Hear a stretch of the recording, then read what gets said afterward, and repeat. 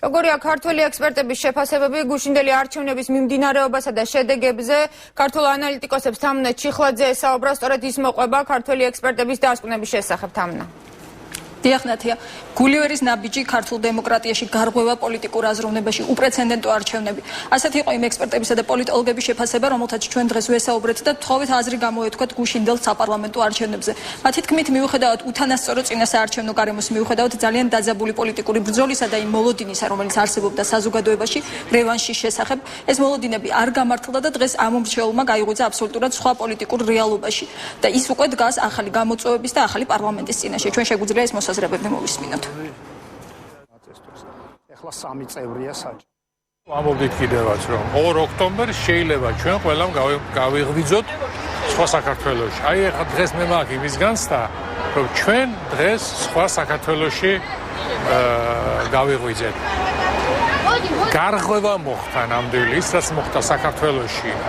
გუშინ სულ სხვა სახით წარმოგვადგენს ჩვენ მთელს მსოფლიოში, როგორც ნამდვილად სერიოზულ დემოკრატიასთან ძალიან დაახლოებულ ქვეყანა.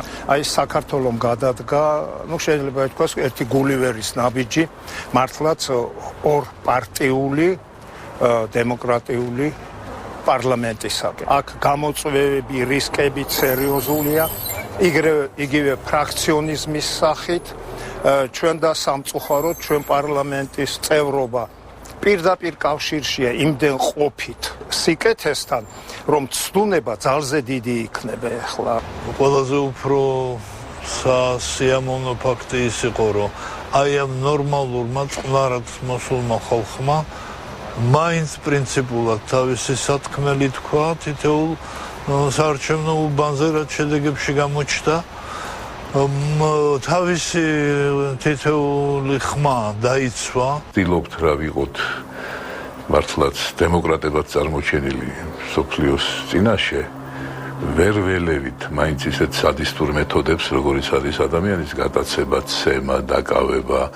სწორედ იმით გამოირჩეოდა 1 ოქტომბრის არჩევნები, რომ ასეთი ტიპის ქმედებები არ იყო ძირითადი განსაზღვრელი თავად პროცესის და ეს იყოს მართლა ეროვნული ღირსების დასტური.